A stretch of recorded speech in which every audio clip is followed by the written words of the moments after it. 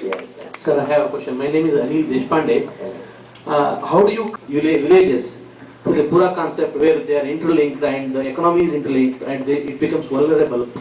As you see in the developed countries, a small thing happens, whole economy is in problem. So how do you compare that concept? No, Pura is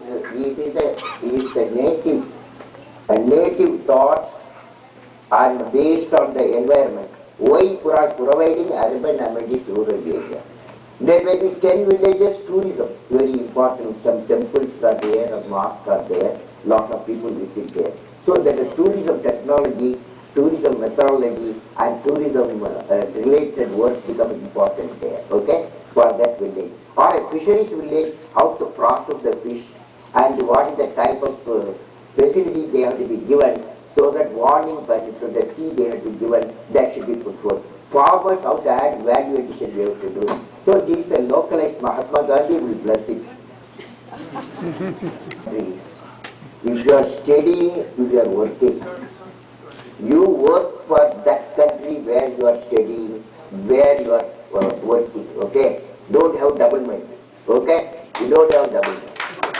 You contribute to the country where you are. Of course, your experience of knowledge will be very useful to the country where umbilical connectivity will be there, okay?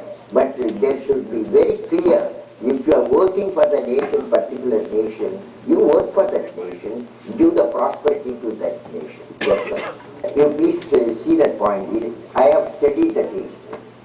It is not only India's problem, but throughout the world problem is there. The problem is like this. When the students reach 10th class when they reach, they have to make a decision what the route they have to select, whether they will go in the route of science or the route of engineering or the route of medicine or the route of management, they have to decide. This decision is at the present in India mostly done by parents. Okay. Why the parents do? Parents get the money from somewhere to educate their children. So naturally they want to ensure that children get a good position taking the professional courses. So casualty is science. So what we are trying to do now, Department of Science and Technology has introduced 100,000 scholarships so that they can, from 8th class to 10 plus 1, 10 plus 2, they can go into BSc, MSc and also the ASIC for PhD. Now there should be some assurance, some sort of cadre, science cadre should come in. So we are all working to introduce science cadre. So that assure, after all, parents have to decide their children. It is not children's problem, it is the parents' problem. Parents ensure, if you are a parent, you will know your children you have to send to professional colleges. So even though children may like to go in the fundamental science, so for that we have to give an assurance. And the assurance comes from now from the Department of Science and Technology. It is called INSPIRE, is a program they have introduced. It is a very successful program. Second one, assured career. So both combinations definitely will improve another 5 to 10 years. Dr. Kalam. Okay. That means, for example, when I was studying in the college, every Monday morning, Reverend Father, it's a Catholic college. So every Monday morning, the rector will come, Reverend Father, rector of the authority. He will do what is called moral science class. Moral science class, he will talk about Saint Augustine. Sometimes Lord Buddha. Sometimes Khalifa Umar. Sometimes about Einstein. Sometimes Mahatma Gandhi. Every time he speaks, he will talk about not their success. What is the type of life they led, good life, with value system. So that was a very important message. Even now, it stands for me. So that's why I said our education, particularly up to secondary education, we have to introduce value system. That is one of the requirements in the Quran. Good. Has become a big business. What do you think is the solution for that, especially for the people in the lower economic class? Very difficult. Well, I don't know how you will take it. You know, normally Every one of us has got a biological heart, you know, no doubt about it. But doctors should have one more heart, that kind heart. So, if both are there, that means education. That means education.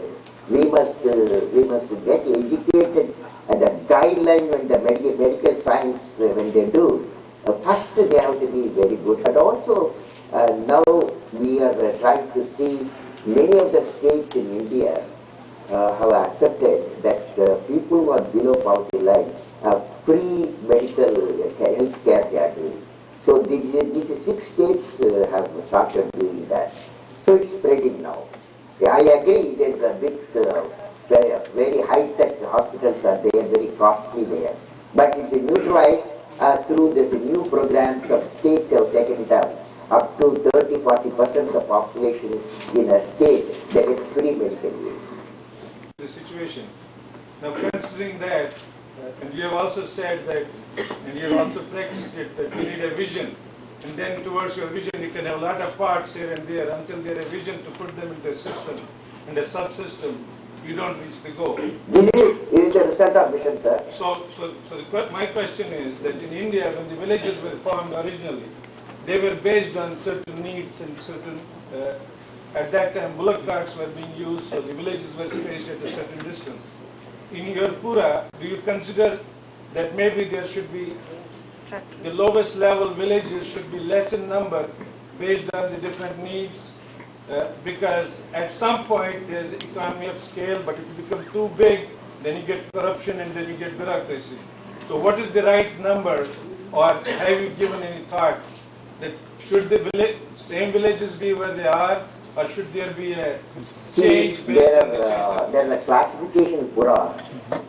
One is hill Pura, another is desert Pura, and another is plain Pura. The 3 areas are there, and also coastal Pura. 4 types of Puras are there. Because the villages, you go in the desert, the number of villages, each village, the number of people will get reduced.